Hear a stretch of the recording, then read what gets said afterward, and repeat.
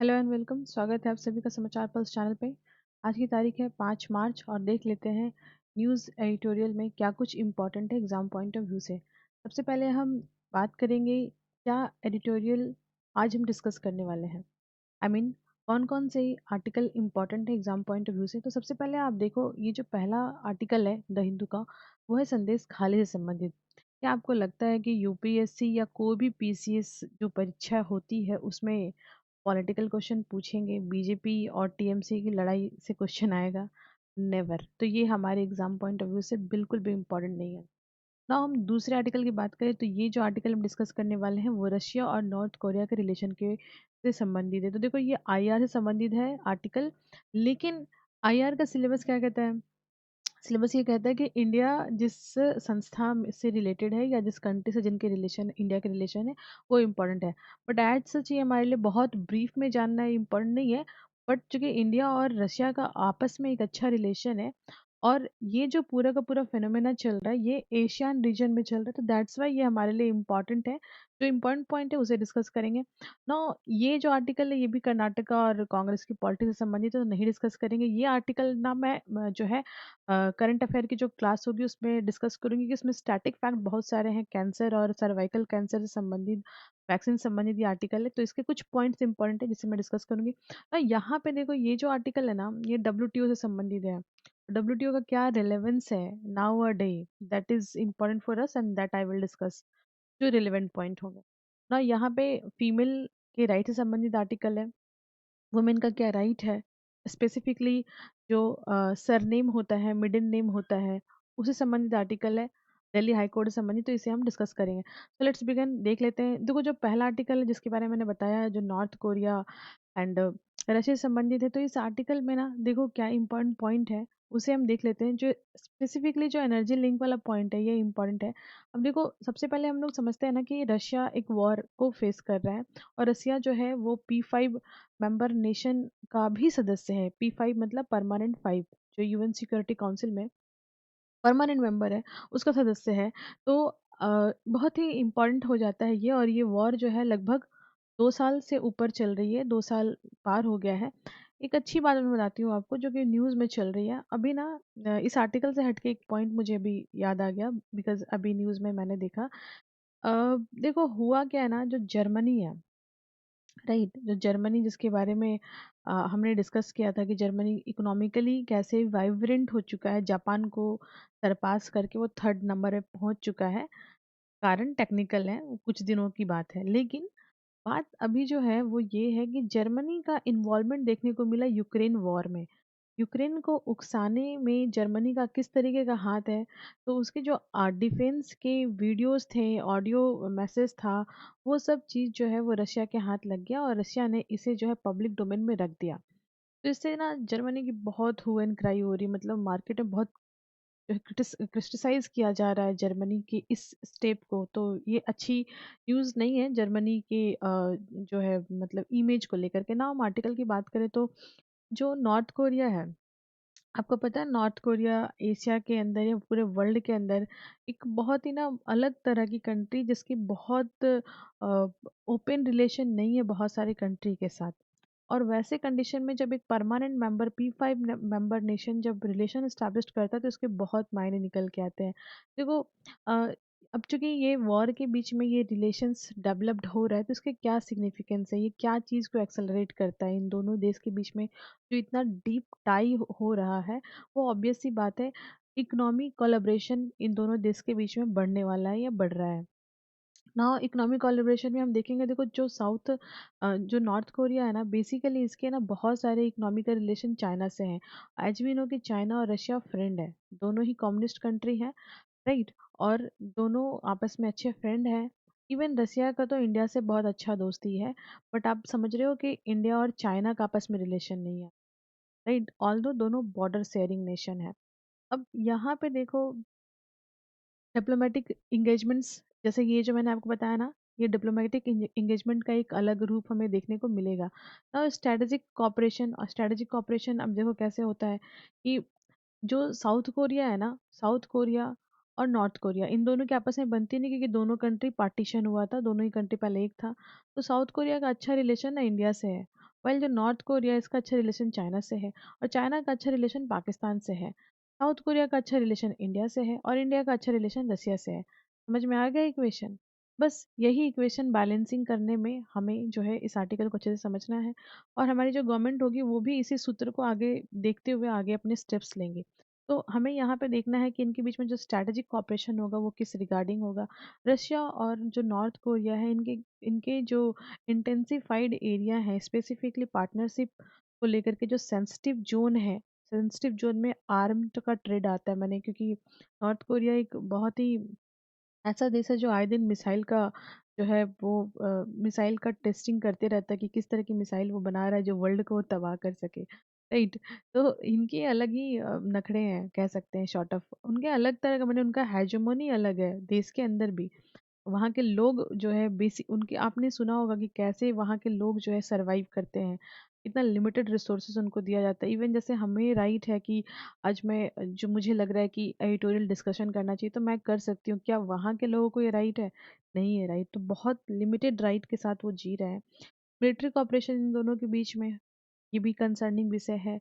और जो technical support है, स्पेसिफिकली जो सैटेलाइट है ना, सैटेलाइट कोई ऐसी सैटेलाइट नहीं, स्पाई वाली सैटेलाइट, यानी जिस जासूसी सैटेलाइट जो डेवलपमेंट करने का इन लोग का जो एजेंडा है, ये बहुत सेंसिटिव है, ना केवल इंडिया के लिए पूरे वर्ल्ड के लिए बहुत सेंसिटिव है। तो दैट इज़ वेरी इंपॉर्टेंट, इस पे सबकी नज़र होगी ना। अब हम देखेंगे कि जो नॉर्थ कोरिया है इनके रिलेशंस ना केवल एशिया के रीजन में जो है क्रिटिकल सिचुएशन क्रिएट कर सकते हैं, वर्ल्ड वाइड ये जो पॉलिटिक्स अभी चल रही है ना, जो स्टेबल हो रही है, इसके ऊपर भी बहुत ज़्यादा मतलब कह सकते हैं कि अनस्टेबल सिचुएशन क्रिएट हो सकता है अगर रशिया ऐसे विषयों में इस देश के साथ कोलैबोरेट करता है, ऐसा राइटर का मानना है ना। दूसरा आर्टिकल जो मैंने बताया था आपको डब्ल्यूटीओ से संबंधित है, क्या रेलेवेंस है उसे डिस्कस करेंगे। क्योंकि अभी रिसेंटली ना डब्ल्यूटीओ की मीटिंग हुई है दुबई में, और वहाँ पे जो एजेंडा था वो ना प्रोग्रेस ऑन दी जो है क्रिशियल ग्लोबल ट्रेड से संबंधित था। देखो अभी ग्लोबल ट्रेड में ना डब्ल्यूटीओ की भूमिका ही क्या रह गई है, इसे हम देखेंगे। आपने देखा होगा अभी आजकल लोग जो है, जो कंट्री है, बायलैटरल मल्टीलैटरल ग्रुप बना करके डिफरेंट एजेंडे पे काम कर रही है। और डब्ल्यूटीओ का जो कंसेप्ट है वो बहुत काम नहीं कर पा रहा है, क्योंकि डब्ल्यूटीओ का कमांड नहीं है पूरे वर्ल्ड पे ट्रेड को मॉनिटर करने में।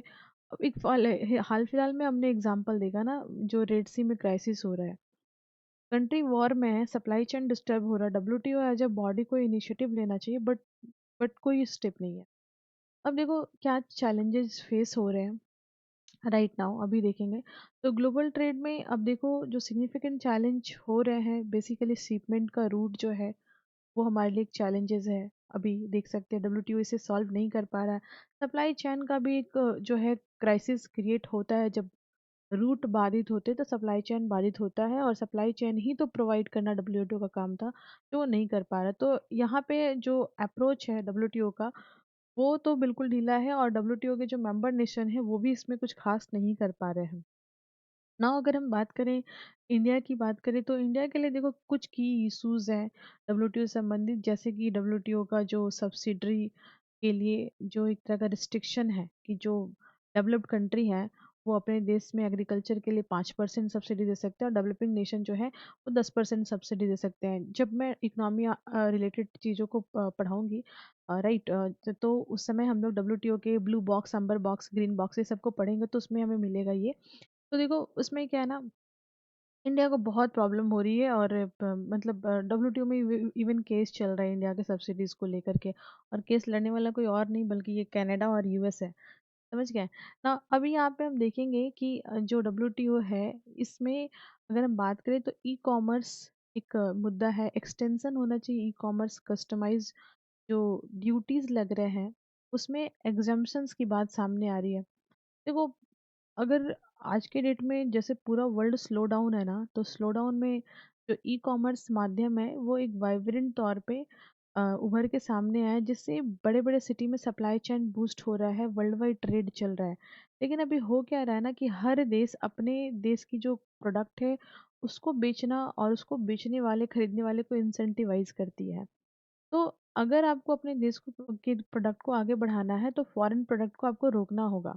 और रोकने के लिए आप क्या करेंगे? उसके दाम को बढ़ा देंगे, यानी उस पे जो है ड्यूटीज़ लगा देंगे, कस्टम्स ड्यूटी लगा देंगे, जिससे वो सामान महँगा हो जाएगा। तो जो नेटिव पीपल है, जो इंडिजिनस लोग हैं, वो क्या करेंगे? वो बाहर से सामान को नहीं मँगवाएँगे बल्कि अपने देश का सामान को यूज़ करेंगे। इंडिया क्या चीज़ है? तो इंडिया का भी वही कंसर्न है।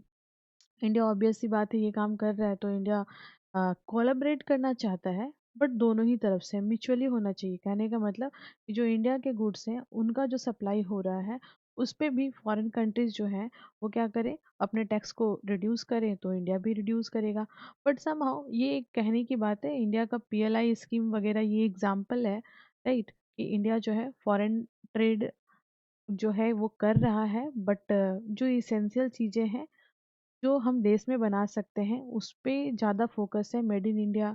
और हमारा जो कंट्री है उसे हमें कह सकते हैं कि मैन्युफैक्चरिंग सेक्टर में एक हब बनाना है, तो हब बनाने के लिए आपको ये काम करने पड़ेंगे। तो अब यहाँ पे देखेंगे कि जो डब्ल्यूटीओ का ना रेजोल्यूशन है, रेजोल्यूशन किस रिगार्डिंग है?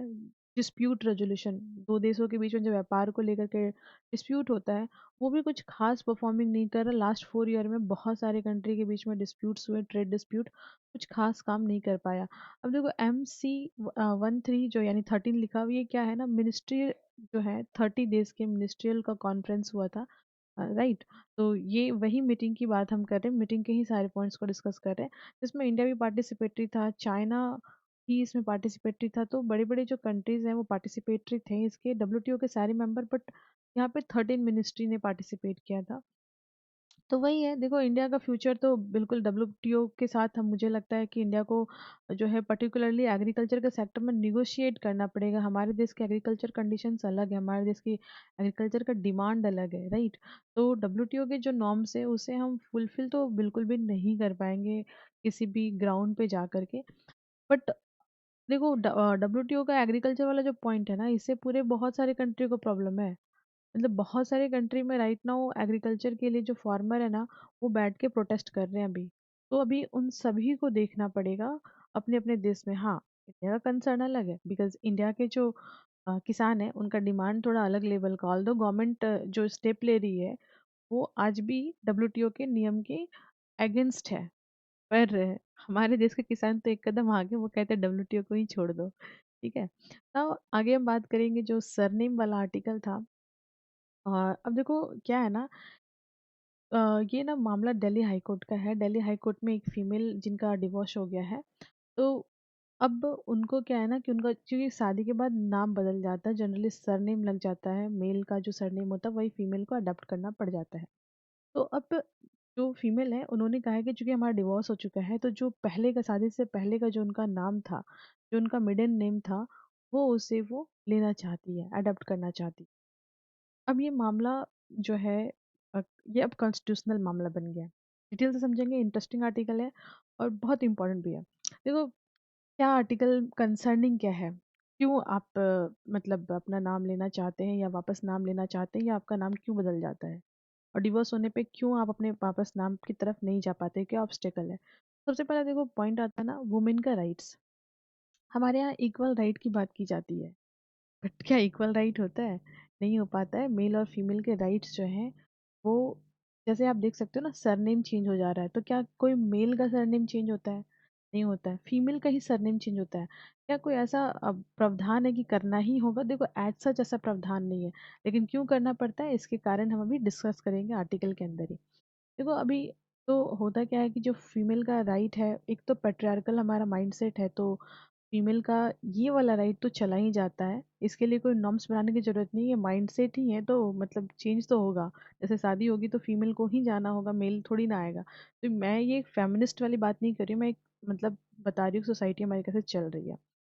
अ, अब देखो दूसरा पॉइंट क्या है, जो फीमेल है उन्होंने ये अपना डिमांड रखा है, और इसके लिए उन्होंने उनके जो हस्बैंड है उनसे एनओसी का प्रोविज़न होगा, क्योंकि एनओसी लेना पड़ेगा कि हम क्लियरेंस कर रहे हैं, सरनेम नहीं यूज़ करने वाले, अब मिडिल नेम की तरफ जाएंगे। तो वही ये मामला है, एनओसी को ही संबंधित मामला है। तो देखो ये ना ऐसे भी ये जो है वॉयलेशन करता है। ये जो अधिकार है, नाम चेंज हो जाता है, और नाम चेंज होने के बाद हम देखते हैं कौन कौन सा राइट हमारा जो है वायलेट होता है। आर्टिकल 14 हमारा वायलेशन होता है। आर्टिकल 19 भी हमारा जो है right to speech and expression का आर्टिकल होता है। इसके अंदर 6 पॉइंट आते हैं।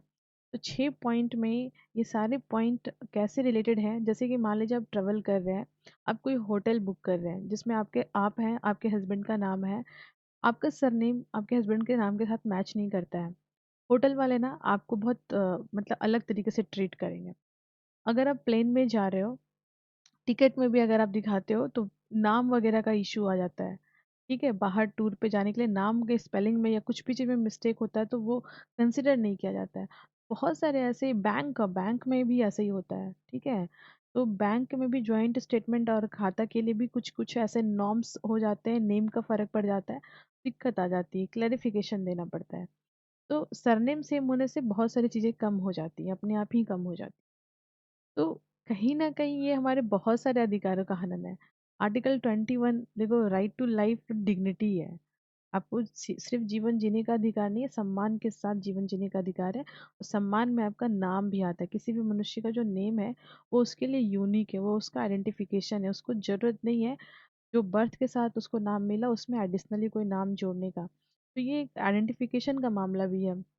देखो अब ये ना, मतलब काफी क्रिटिकल पॉइंट यहाँ पे सामने आ रहे हैं, जो ये कहा जा रहा है कि ये मिसोजिनिस्ट कंट्रोल करने का तरीका है वुमेन को। तो देखो ये इतना भी नहीं है, बहुत सारे ऐसे लोग हैं जो बिना सरनेम के ही आगे बढ़ रहे हैं, लेकिन क्रिटिकल्स आते हैं। अब इसमें वुमेन का हरासमेंट देखने को मिलता है। राइट, अब जैसे कि मैंने आपको बताया, बैंकिंग सेक्टर, एजुकेशनल सेक्टर या ट्रेवल करना हो, तो ये एक ना जो है फेस हरासमेंट देखने को मिल जाता है अगर सरनेम नहीं है साथ में। दूसरा हम देखेंगे, जेंडर जो डिस्पैरिटी है वो यहाँ पे दिखाई देती है ना।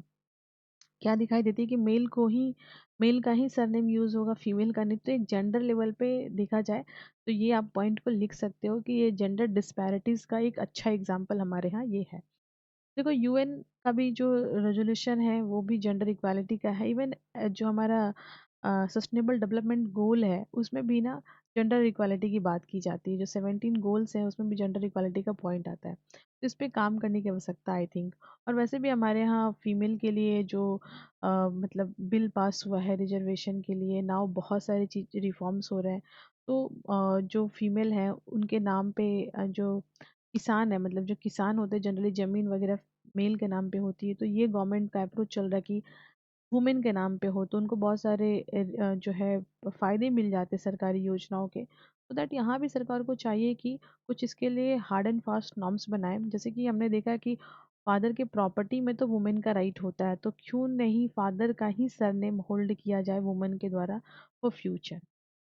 ये होना चाहिए। तो यहाँ पे लेजिस्लेटिव एंड जो सोशल फ्रेमवर्क की ज़रूरत है, ये देखो इसके लिए कानून बनाने की ज़रूरत पड़ेगी। कानून बन जाएगा तो चीज़ें रिफॉर्म हो जाएंगी, और साइड साइड बाय साइड जो सोशल माइंडसेट है ना, उसे चेंज करने की ज़रूरत है। तो ये एक अच्छा आर्टिकल था ना।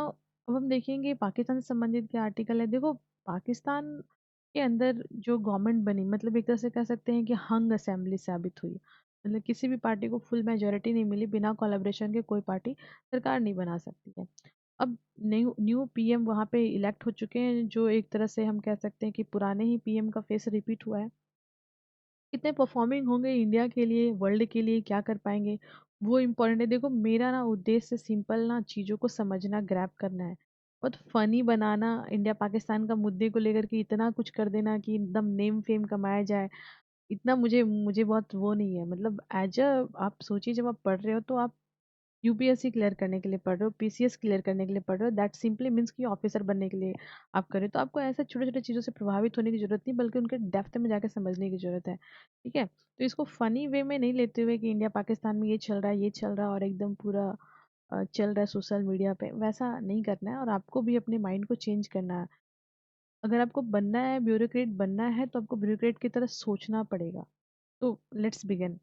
देखो, अब हम कंपैरिजन करते तो इंडिया की जो जीडीपी है ना वो 3.7 ट्रिलियन राइट नाउ अभी जो है, लगभग हम कह सकते हैं लगभग अप्रोक्सीमेटली 4 ट्रिलियन की जो है हमारी जीडीपी अभी है ना।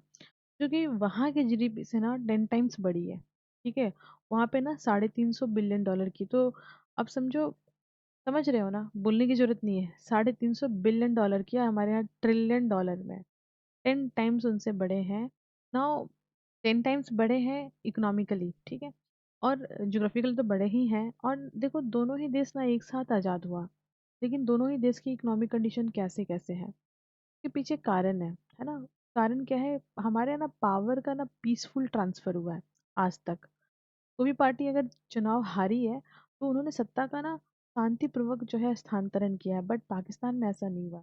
हमारे यहाँ जो बॉडीज है ना, वो इंडिविजुअली लेवल पर अलग अलग काम करती है। हमारे जुडिशरी इंडिपेंडेंट है, हमारे लेजिस्लेटिव और एग्जीक्यूटिव, ये जो तीनों बॉडियां हैं, हालांकि लेजिस्लेटिव और एग्जीक्यूटिव आपस में समाव एक ही है, बट जुडिशरी हमारे इंडिपेंडेंट है। वहाँ पे ना ऐसा नहीं है, वहाँ पे हर जगह आर्मी का बोलबाला चलता है। इवन वहाँ की जो आर्मी है उनका रुतबा ही इंडिया के खिलाफ बयानबाजी करके और इंडिया से प्रोटेक्ट करने के बहाने इनका जो है एक तरह से इज्जत बचा हुआ है, राइट। और मोदी गवर्नमेंट के आने के बाद तो ये चीज़ बहुत डाउन हो चुकी। अब हो क्या रहा है कि यहाँ पे क्या क्या चैलेंजेस हैं, ये जो प्रेजेंट प्रधानमंत्री बने हैं उनके पास ना इकोनॉमिकल चैलेंज है। उनका जो पॉलिटिकली जो उनका जो लेजिटिमेट है वो बहुत ज़्यादा कॉन्फिडेंशियल नहीं है पाकिस्तान के अंदर, ऑल दो इवन वर्ल्ड वाइड। क्योंकि जो क्राइसिस हो रहा था ना उस टाइम पे यही प्रधानमंत्री और वही सभी जगह जाकर के इकोनॉमिकली हेल्प मांग रहे हैं। पॉलिटिकली डायनामिक्स तो देखो एज सच वहाँ के अंदर बहुत ज़्यादा है, अलग अलग पार्टियां हैं, राइट, और एक दूसरे से चुनाव में कट्टर दुश्मनी थी, एंड नाउ उसके बाद भी फॉर्म कर रहे हैं गवर्नमेंट। तो अनस्टेबल गवर्नमेंट तो है ही, कॉन्फिडेंस नहीं है गवर्नमेंट के अंदर। तो जब गवर्नमेंट के अंदर कॉन्फिडेंस नहीं आता ना, बहुत सारे प्रोजेक्ट ऐसे ही रुक जाते हैं। हिस्टोरिकली देखो आईएमएफ ने इन्हें बहुत सारे रिफॉर्म करने को कहा है, जो ये कर नहीं पाए और इन्हें पैसे मिलने में दिक्कत हुई। इवन अभी हम देख रहे हैं कि एक्सटर्नल प्रेशर भी है। अब एक्सटर्नल प्रेशर, अफगानिस्तान जो है वो पाकिस्तान के लिए एक अच्छा दुश्मन बन के बैठा हुआ है। नाउ अभी हमने देखा था ईरान के साथ भी ऐसे ही इनके क्या चल रहा है। अब यहाँ पे भी आपस में लड़ाइयाँ चल रही है, ऑल्दो दोनों मिनिस्टर मिले थे, बट फिर भी वॉर तो हो ही रहा है दोनों ही देश के बीच में, हिडन वॉर।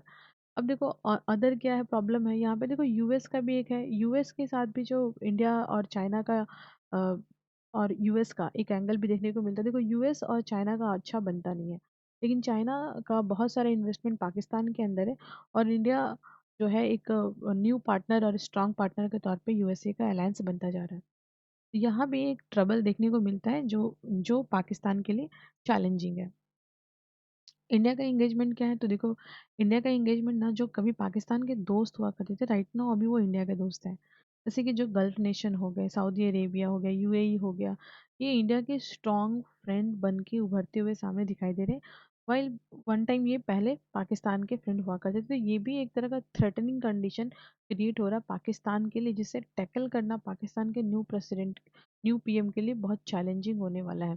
बेसिकली उन्हें इकोनॉमिकली अपने देश को वाइब्रेंट करना है, और इंडिया के साथ कैसे अच्छे रिलेशन होंगे इसके लिए उन्हें स्टेप लेना पड़ेगा। बिकॉज अब इंडिया, उनका आपने सुना होगा कई बार, जो हमारे एक्सटर्नल मिनिस्टर जयशंकर है वो बोलते हैं कि हम अपने बराबरी वाले से बात करते हैं।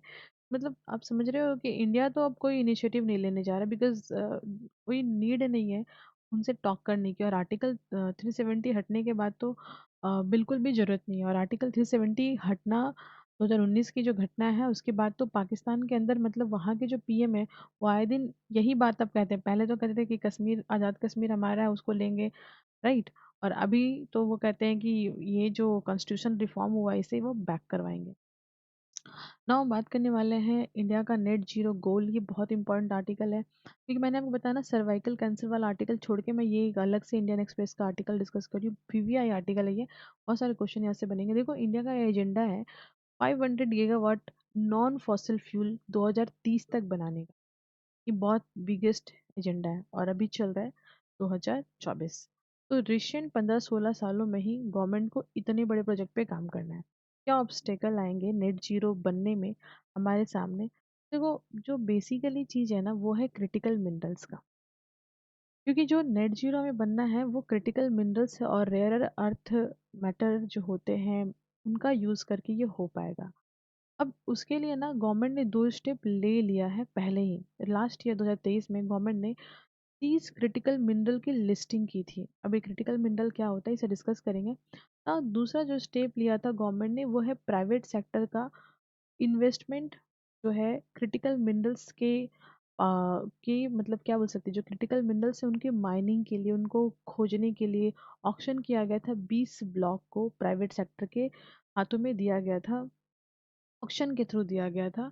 तो अब आप समझो कि ये क्रिटिकल मिनरल्स क्या है, कैसे वर्क करेगा और क्या चैलेंजेस हैं।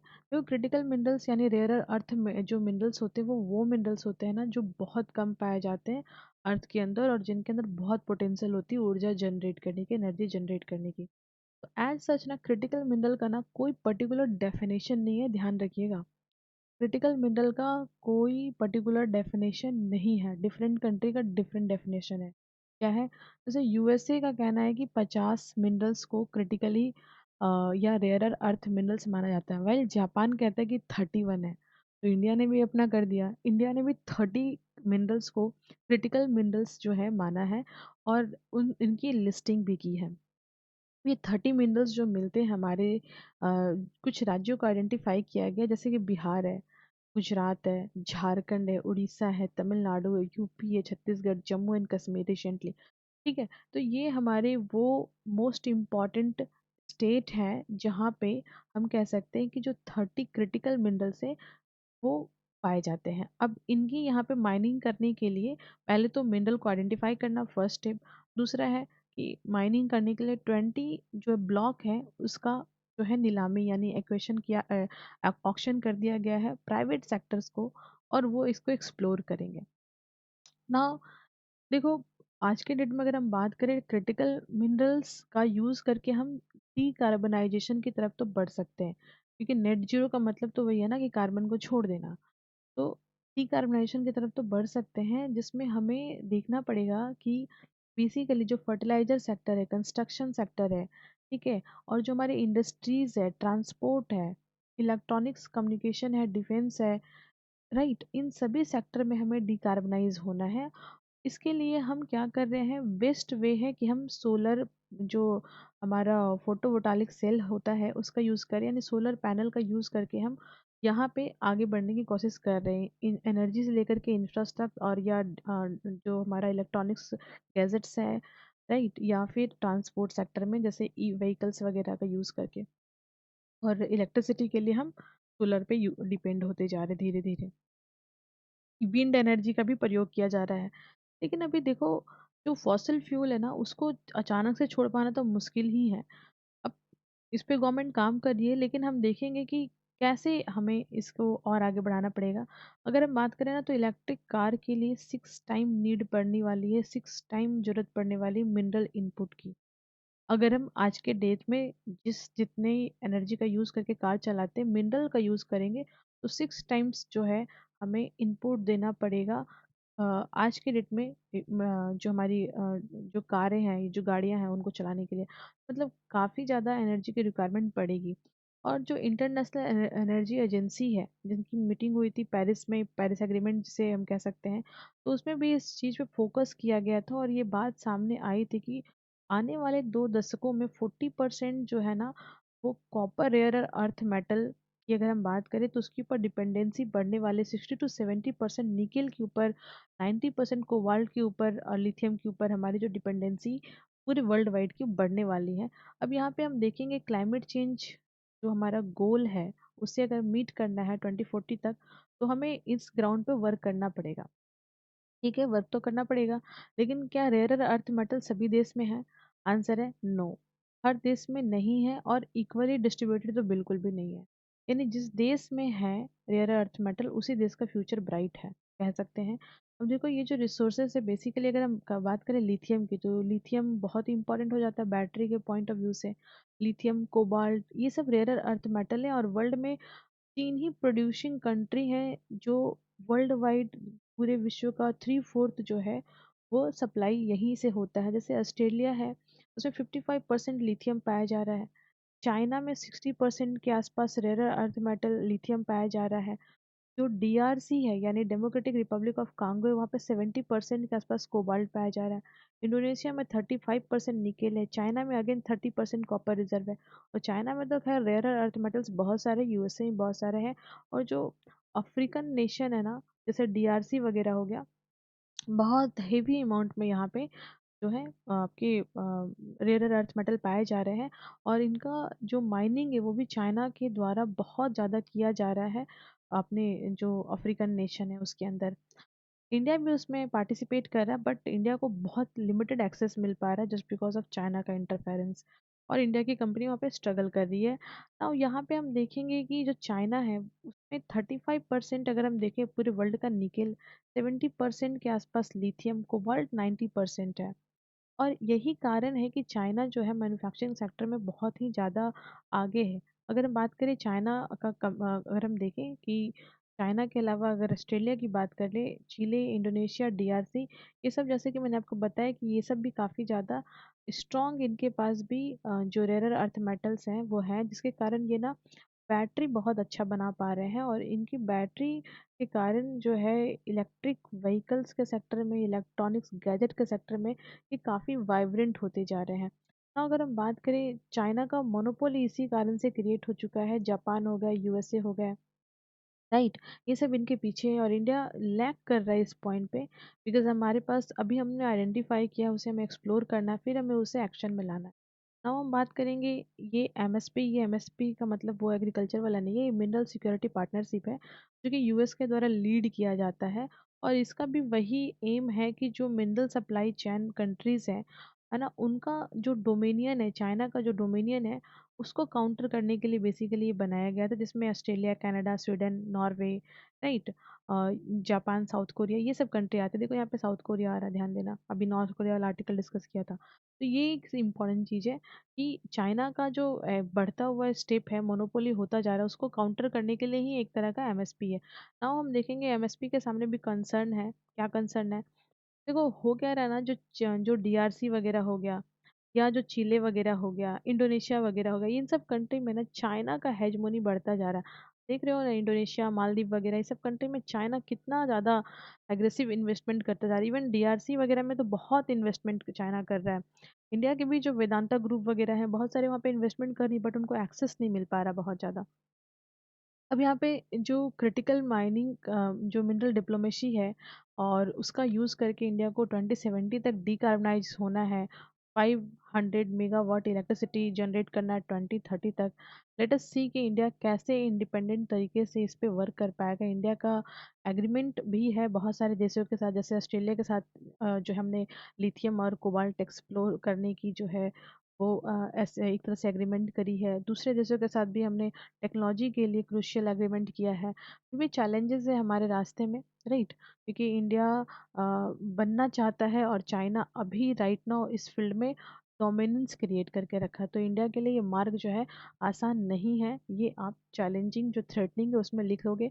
और अगर आप लिखोगे कंक्लूजन में, तो कंक्लूजन में तो कुछ जो है और मतलब ऑप्टिमिस्टिक बातें ही लिखनी है आपको, जिसमें आपको लिखना है कि ये रेयर अर्थ मेटल अभी पहचान लिया है, राइट, और उस पर वर्क कर रहे हैं, दे विल नॉट टू फार, कि इंडिया उसको अचीव कर लेगा। इंडिया ने आईएसए का गठन किया है, तो सिमिलरली इंडिया इस पे भी आगे बढ़ेगा। तो इस तरह के कुछ ऑप्टिमिस्टिक पॉइंट आप कंक्लूजन में डाल सकते हो। क्योंकि हमने बात की है क्रिटिकल जो मिनरल्स हैं,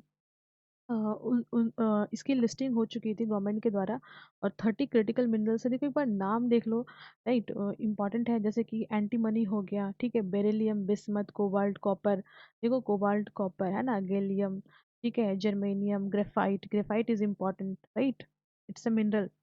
और जैसे टीन हो गया, ठीक है, फिर उसके बाद यहाँ टाइटेनियम हो गया, टंगस्टन हो गया, तो इस तरीके से ये सारे हो गए, सेलेनियम, कैडमियम, ठीक है, निकेल, नोबियम, ठीक है, लिथियम, इंडियम, ठीक है, हाफनियम, ठीक है, पीजेपी, पोटास, फास्फोरस, राइट, सभी सिलिकन। तो ये सब सारे के सारे जो है नेम आपको एक बार, मैं तो ये बोलूँगी कि इस नाम को कहीं लिख करके चिपका दो यार, क्योंकि ये 30 है, 4-5 नाम दे दिया जाएगा, उसमें बोला जाएगा कि इसमें से कौन सा रेयर अर्थ मेटल है।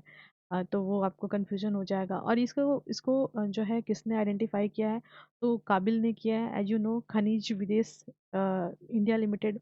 मैंने करंट अफेयर में इसके ऊपर डिस्कशन भी किया है, बट समहाउ मैं इसके ऊपर और भी डिस्कशन कर दूंगी कि ये बॉडी कैसे बनी है, किसका कोलैबोरेशन है, राइट। और प्रीवियस ईयर क्वेश्चन देख लीजिए जो आपको अटेम्प्ट करने की कोशिश करनी है। डब्ल्यूटीओ से संबंधित मैंने आर्टिकल डिस्कस किया था, तो डब्ल्यूटीओ पे कैसा क्वेश्चन आया प्रीवियस ईयर में, राइट, वो आप देख लीजिए कि जो बॉर्डर एम है, ऑब्जेक्टिव है डब्ल्यूटीओ का, मैनेज करना, प्रमोट करना, इंटरनेशनल ट्रेड को इस ग्लोबलाइजेशन के इरा में वो कितना रेलेवेंट हो पा रहा है। और दोहा राउंड निगोशिएशन का पॉइंट भी इसमें ऐड किया हुआ है। दोहा राउंड मैंने डिस्कस नहीं किया, बट आपको इतना ही अगर आप कर पाओ, इस क्वेश्चन का हाफ पार्ट भी कर पाओ तो बहुत है। और देखो, अगर आप पढ़े हो पहले से, आप जानते हो दोहा राउंड निगोशिएशन, राइट? तो इनके डिफरेंट एस्पेक्ट्स क्या हैं, दोनों ही जो मतलब कह सकते हैं डब्ल्यूटीओ का और दोहा राउंड कॉन्फ्रेंस के बीच में क्या बातें हो पाई थी, क्या कुछ पॉइंट निकल के आया था डेवलपिंग नेशन के लिए, डेवलप नेशन के लिए, जो मैंने आपको बताया ना, ब्लू बॉक्स एम्बर बॉक्स वाला। तो उसको भी कॉम्प्रिहेंसिव तरीके से लिखना, जिसमें इंडिया का एंगल आप लिख सकते हो सब्सिडी वाला। ठीक है ना? यहाँ पे चूंकि ये डिस्कशन किया हुआ है लेकिन बहुत डिटेल से नहीं किया हुआ, तो यहाँ पे इवेलुएट कर सकते हैं। दूसरा जो क्वेश्चन है, इकोनॉमिक स्ट्रेटजी इंडिया का, लुक ईस्ट पॉलिसी, तो आप इसको कर सकते हो। पोस्ट कोल्ड वार के बारे में है तो इसमें रशिया वगैरह का पॉइंट भी आ सकता है ना। यहाँ पे देखो, पाकिस्तान से अगर आता है तो कैसे क्वेश्चन आता है, डायरेक्टली क्वेश्चन नहीं आता है। कैसे क्वेश्चन आ रहा है, सार्क से संबंधित क्वेश्चन आ रहा है। ठीक है, यहाँ पे है increasing cross border terrorist attack in India.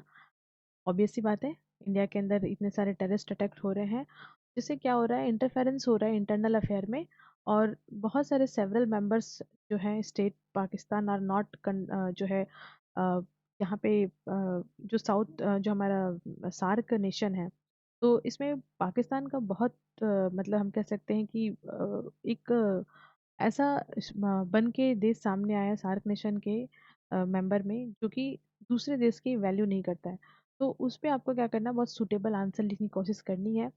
नहीं लिख पाओ तो कम से कम एक नेबर नेशन के ऊपर एक ऐसे लिखने का कोशिश करो, सो दैट कि लिखने का आदत बने। और नहीं तो क्वेश्चन भी एक बार पढ़ के ऐसे समझ में आता है कि अच्छा हमें प्रिपेयर करना है तो इस लेवल का प्रिपेयर करना है कि हम कुछ लिख पाए। तो ये था इम्पोर्टेंट न्यूज़ आज का discussion. Thank you, thanks for watching, and guys do like share and comment.